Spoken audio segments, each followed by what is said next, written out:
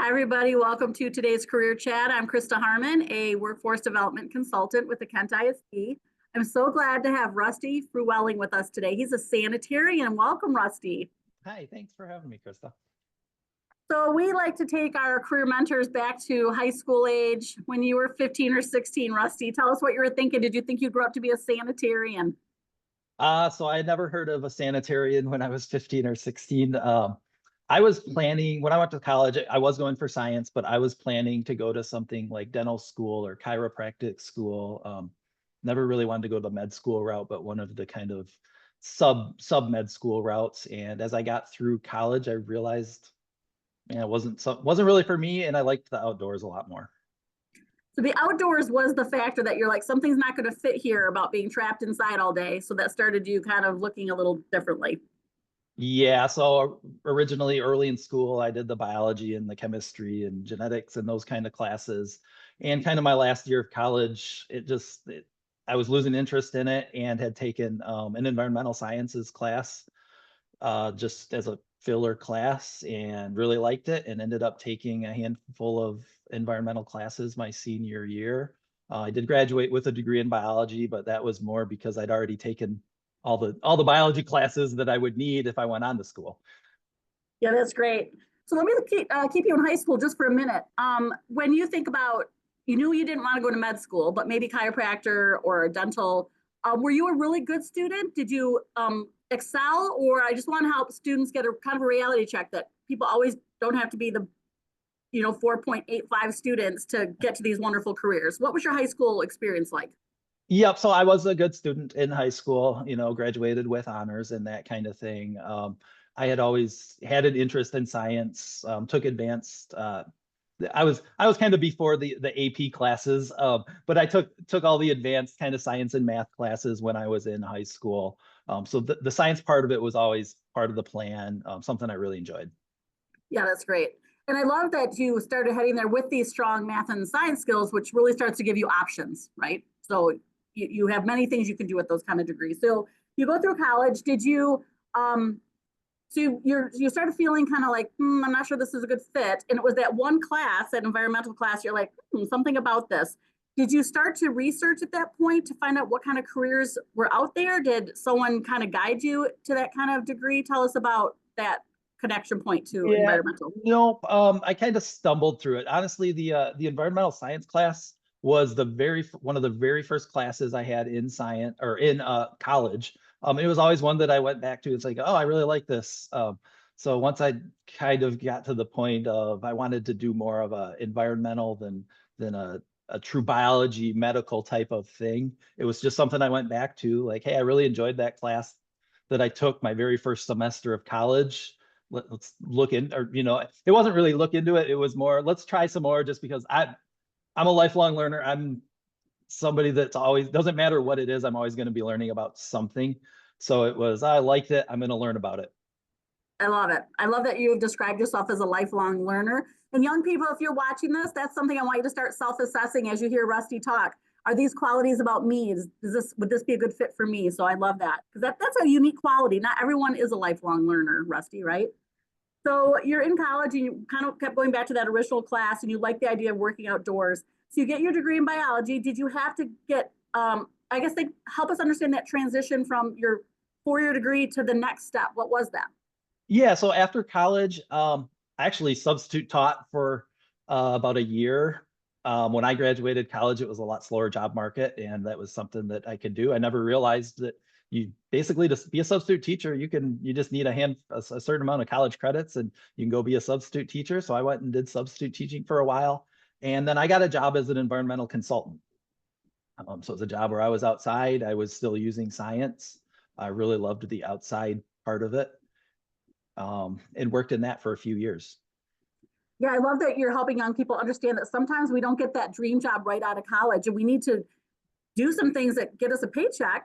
But there must have been something that drew you to being a substitute teacher versus working at, retail or, going off to some entry level criminal justice. So tell us what even got you to be a sub. Yeah, honestly, I ran track in high school, ran track in college, and after I got out of college or toward the ends of college, I started coaching high school track. And they said, hey, you could be a substitute teacher. You got your college credits and that. So I was like, oh, cool. So Perfect. I had been working retail, and I was like, I'd rather be a substitute teacher than work in retail, and did that for a while. I love that. I love hearing that side of you too, that you were a coach as well. Young people do like to know, how did you get that first environmental consultant job? Was it through Indeed.com? Was it through networking? Tell us how that came to be. Yeah, so it was actually just a job posting that I found online and applied for. Just the kind of, I guess, I don't know, at the time at least, kind of a traditional route where you saw a job posting and that's what you would apply for. There was no LinkedIn or anything at the time. Yeah, exactly. What did you like about your first job? What was a good fit as an environmental consultant? What do you remember? Um, I'm going to school for science, liking science all the way back from I can remember. I liked being out. I liked learning new science. Um, Even if you go to school for environmental studies, you don't learn the things that you learn as a environmental field scientist. I love being able to be outside, working with my hands every day. Didn't love it so much maybe in the winter and that, but I liked kind of the freedom of not sitting at a desk or sitting in an office all day. Yeah, I love that we're giving young people a choice, because some people know that intuitively already. They don't want to be in an office, they want to be outside. So I love this. So how long were you there as an environmental consultant, and what was the next step in your career path? Yep. So I worked there for a couple of years. Actually, the next step in my career path was kind of atypical. All through college and high school, I had a landscaping business. So I ended up out of the environmental consulting and doing landscaping full time. Honestly, because I made more money doing landscaping than doing consulting work. Yeah, and you like being outside. So Mhm. being an entrepreneur was working for you too, that flexibility, being outside. So how long did you do that? And then what got you back into kind of a professional role? Yeah, all in all, I did that for about 12 years through my end of high school and through college and after college, while still doing the substitute teaching and doing the consulting. I ended up out of that when the economy took a hit in 2008, and a lot of businesses, the first thing they cut was the landscaping and hiring out their snow plowing and lawn care. So that was when I had to find a real job. Yeah, and I love that you gave some really examples of you kind of grinding at that age, that you're doing substitute teaching, you're doing landscaping, you're doing, that you're making it happen for yourself, you're doing things. Because sometimes I hear, we have to really encourage young people to, you got to keep seeking, you got to keep going. So you weren't giving up, you're working hard, but then the economy, we have heard that for some of our mentors, that was a turning point. So how did you handle that? What did you do once you lost that landscaping gig? Yeah, so after that, I worked in construction for a couple of years because it was a job, again, a job outside that I could find. And I worked in that a few years until randomly one day somebody sent me a job posting for a job at a health department. And that's where networking comes in, right? Because somebody knew Mhm. you and knew what your background was and sent you this posting. So when you first read it, did you like, oh yes, I want to get back into that area that I knew I liked in college? Tell us about, that's exciting that you were doing all these different jobs and someone thought of you and sent you a posting. Yeah, so it was like, oh, this is cool. It's a science job. It looks like there's some outdoor stuff to it. And it probably at that age where I should start looking for a career instead of a job. Yeah. So what was that first job at the health department then for you? Yeah, so I worked in an environmental health division at the Bay County Health Department over on the east side of the state. Um, Doing things. I did a lot of public outreach in that job. And I did a lot of water sampling. I would go out and sample the beaches and sample the lakes. I would go out and sample some of the surface water, looking for failed septic systems, actually. Yeah. And again, some people just have no idea these are behind the scene jobs that are making our world safe. And you get to do that. Yep, I was one of those people. I had never heard of it. Prior to somebody sending me a job post, I couldn't tell you what was going on at a health department. Yep. And you had this biology degree, which was giving you enough of that ticket into that professional job with all these other, obviously you're demonstrating that you're a hard worker because you've been doing a lot of those things. Yeah, yep. The biology degree was great.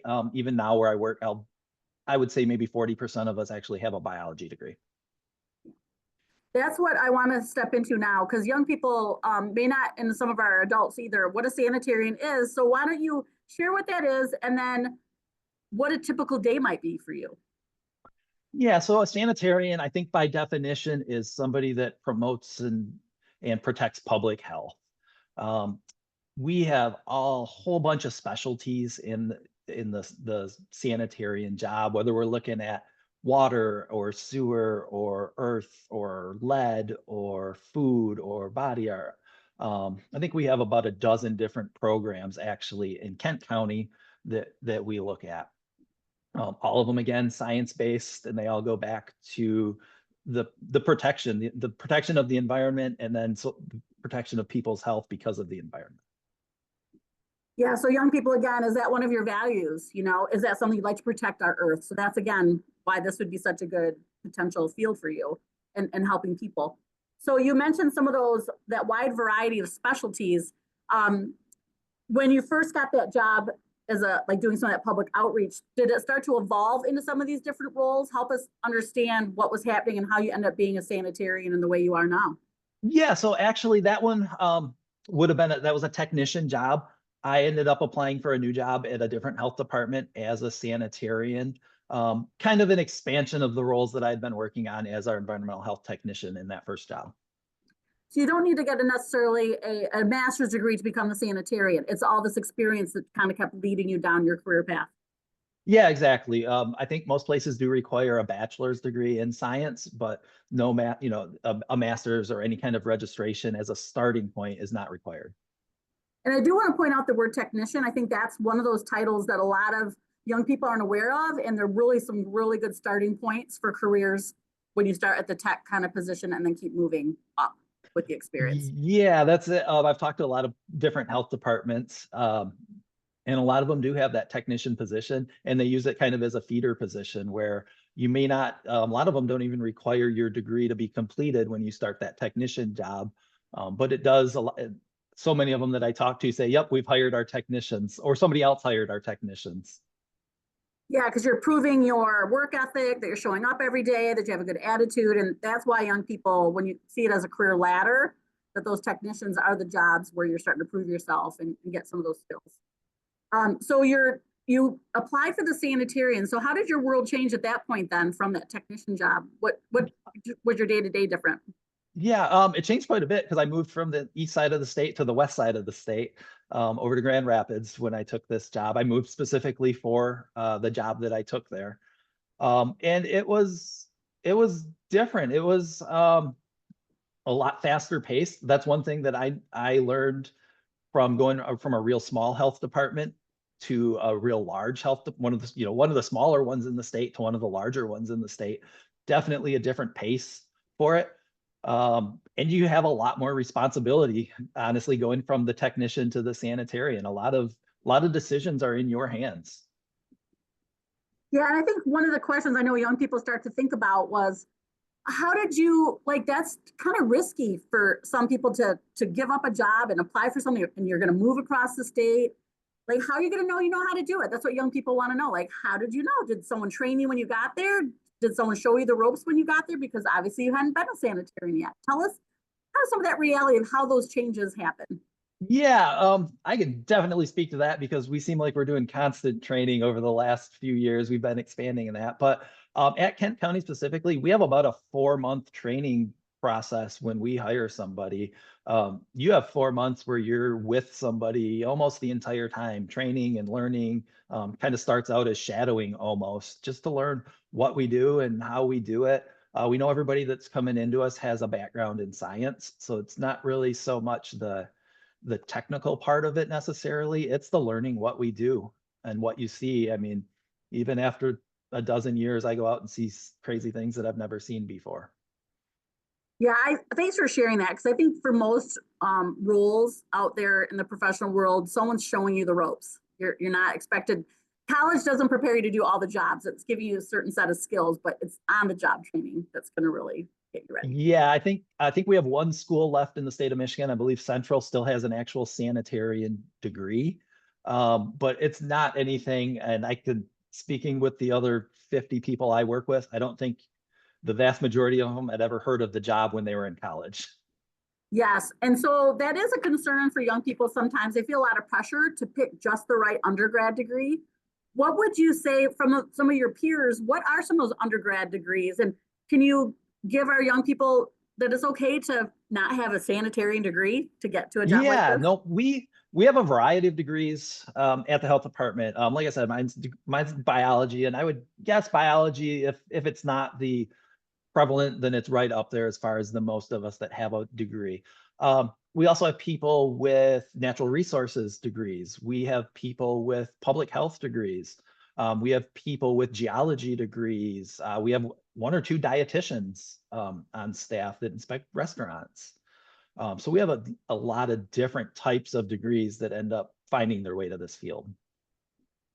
That's helpful for young people to know they don't have to have exactly that it's a certain set of strong math and science skills and really focusing on those undergrads that you get to be outside a little bit or moving around. Mhm.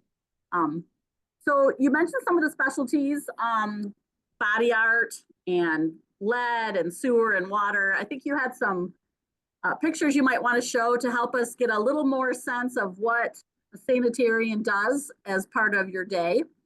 Yeah, Again, it's not something that we think about, but it's such an important role, keeping us all safe.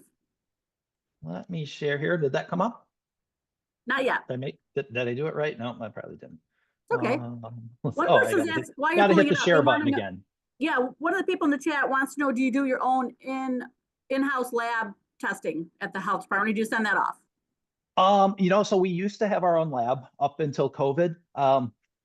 We learned during COVID that traveling lab technicians were about the same as traveling nurses, where we got priced out of it in a hurry. So we ended up closing our lab, I believe January 1st, 2021, maybe. But it was because we could no longer compete with hiring staff.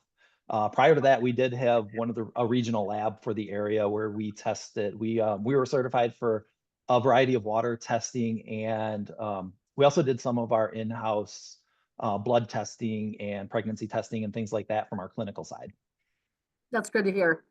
So Rusty's going to show us a few pictures, and these are pictures that his team, someone on his team took these pictures. So give us some insight of what this kind of role is all about while you show these.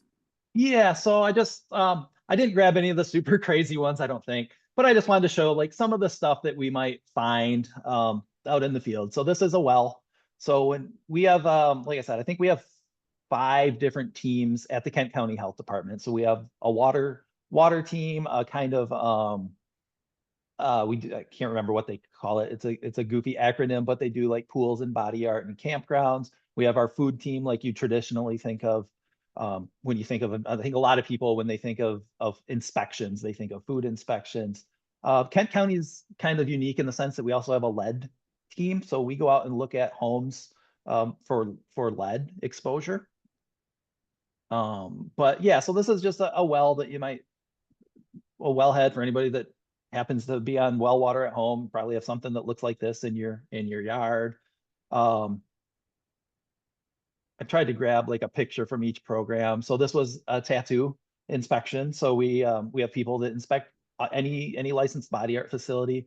And one thing people actually we have in Kent County over 100 body art facilities now, because one thing people don't realize is considered body art is the microblading and permanent makeup are considered body art.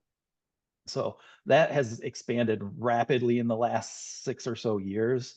We went from like 30 tattoo and piercing places and added like 60 or 70 places that do permanent makeup. So a lot of things that, I mean, even working here, I wouldn't have thought that.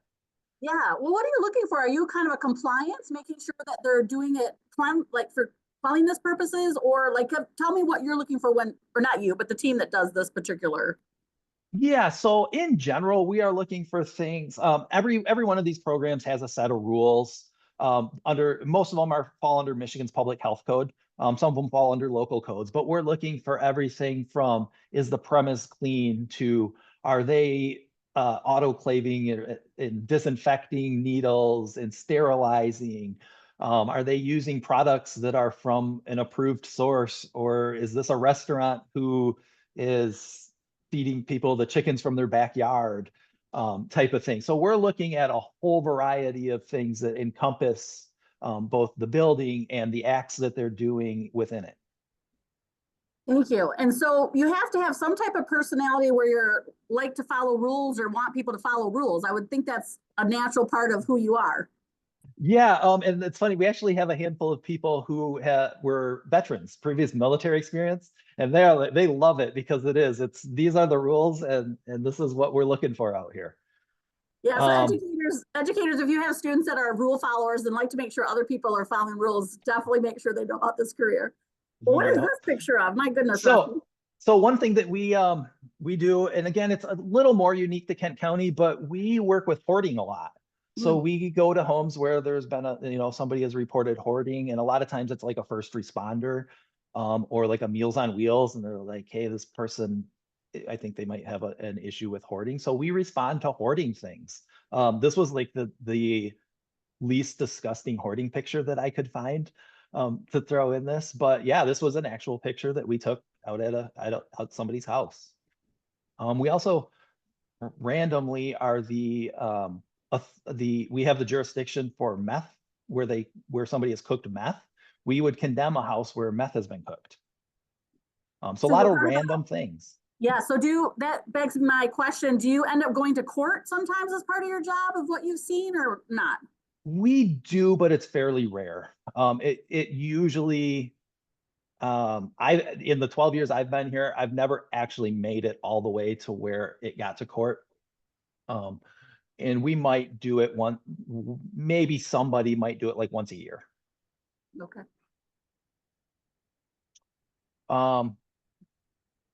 We do in our area, at least, we do mosquito trapping, and we are looking at mosquitoes for a handful of vector-borne diseases. So if anybody's in Grand Rapids area and you see that we found West Nile virus in Grand Rapids, it's because we were out there and trapping and testing mosquitoes. Again, for young people who like to be outside, what a fantastic job. Such a wide variety. Is that one of the things that you love about it, is just the variety of things every day? Yeah, that's one of the things. I know you asked about what a typical day is, and I've kind of avoided that question from you because there is no typical day. You might have the best of intentions and have your day scheduled out that you were going to do this and this and this, and you come in and a tanker rolled over on 131 and spilled, 1,000 gallons of gasoline next to a neighborhood, and you're out there all day overseeing some of that. So there's not really a typical day in our lives. The typical days are usually the nice ones. Yeah, I think for some young people, that sounds very attractive. They don't want to get into a job that there's a lot of routine. So I love that there's something every day, something different. Yep, there's something different every day, and that's whenever I'm in interviews and somebody asks what I like about it, that's usually my answer, that I like that it's something new every day. It's not the same work every day. As you continue to show pictures, why don't you share some of the least favorite parts of your job then as well? So one of my favorite and least favorite parts about my job is, I guess, the public interaction.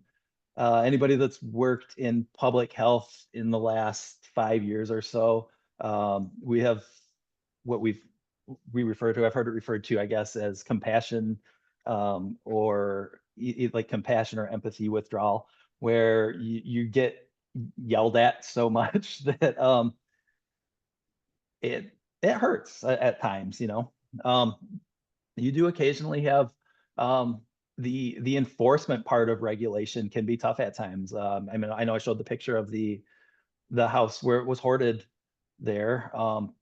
Hoarding's a mental illness, and a lot of times it's really, really tough emotionally, dealing with dealing with those people. We condemn houses for things like that. So it's hard when you're literally kicking somebody out of their own house.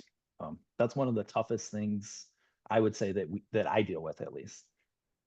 I really appreciate you sharing that, Rusty. I think that's not one of those things that we'll read about on a career website. So thank you for sharing that, giving them those insights for sure. Yeah, I'm trying to grab the rest of my pictures here. I think they were a different file type, so it's not Okay. scrolling through them. But what team are you other on? things. What team are you on, or do you oversee teams? Yeah, so I supervise our drinking water programs here. So if anybody has a well or works at a place with a well or visits a place with a well, that falls under the team I supervise. Thank you. And then I work with I came up working on our well and septic program. So I was our one of our septic specialists for a while too. So I did a lot of things in the septic program also. So did you say that your continuing education is just part of your role where you continue to go to trainings and learn new techniques or new technologies? Has that been an ongoing part of your career over these last few years? Yeah. So as a registered, so there is such a thing as a registered sanitarian or a registered environmental health specialist. And kind of like teaching in that, we do have to get our CEUs. So we do, especially in the winter when some of the outdoor stuff slows down, we do, attend conferences, even like I'll go and present at conferences here and there, things like that. But we do a lot of training, because like I said, it is a lifelong learning thing. I know the other common question I get when I'm interviewing people is, what do you expect success to be in the first 6 months? And my tongue-in-cheek answer is as long as you're still here. But really we say we don't expect you to know, we expect you to be functioning at that point. I don't expect people to even be really truly comfortable until they've been in the profession for 2, maybe 3 years. It's just not something, like I said, it's not something you go to school for, and it's not something you learn overnight. You're always learning and things are always changing. I still go out and see things that I've never seen before. I love that you're normalizing that too, because sometimes the way that we're trained in our culture is that you're gonna become an expert. And I love that you just gave us a timeline that this is continual learning. You're gonna see stuff you've never seen before, learn about stuff you've never seen. We have about 2 minutes left, Rusty. This time went so fast. I assume this is some type of septic picture? Yeah, so that was actually sewage surfacing on Sewage. the ground in somebody's yard. Here's a septic system when we see it actually installed in a septic tank. So I think that was what I was looking at, or what I had for pictures. Yeah, no, that's great. I think young people always like when we can see kind of the ins and outs of what people do at their jobs for sure. So thanks for sharing those. You can go ahead and stop sharing for a second so they can see your face front and center again. Obviously, you had a wonderful career journey that things kind of kept building on each other, and you've landed in a job that seems like you really like, right? Most of the time. Is there anything you'd recommend to young people as we finish up in these early stages as they're exploring? Do you guys do job shadows? Are there any other camp experiences that you know about? Anything you'd want to recommend? Yeah, so we don't do job shadowing, unfortunately, but we do have internships, unpaid internships, unfortunately. But we do offer internships, both in our area of environmental health, but throughout the health department. We have what's called an academic health department. So we offer internships throughout the year. That's great. That's good to know. So final word of wisdom to young people that are looking at figuring out their careers and maybe like to be outdoors and maybe a little bit of enforcement in there and want to keep people safe. Is this a good job? Yeah, it's a great job, especially if you like to be outdoors, especially if you like to keep learning. Even here, we have 5 different types of things that you can learn. So you're never, ever going to stop learning. You're never going to be bored. That's when it comes down to it, that's my favorite part. You're never bored. Yes, good. Well, thank you for making time in your very busy day to share your life experiences with us and kind of turn some young people hopefully onto being a sanitarian. Who knows? Yeah, hopefully. We seem like we're always hiring. So. Well, that's what I was going to ask. Is this an in-demand job, or is it really competitive? Yeah, so definitely, we've probably doubled in size in the last decade. So definitely something, like I said, I'm not joking when I say I feel like I'm always hiring. Yeah. Yeah. Public health, I heard, is definitely a growing field for sure. Mm-hmm. Good. Well, thanks, Rusty. We'll look forward to having some kids potentially connect with you. Well, cool. Thanks. I'm glad that I could come and talk.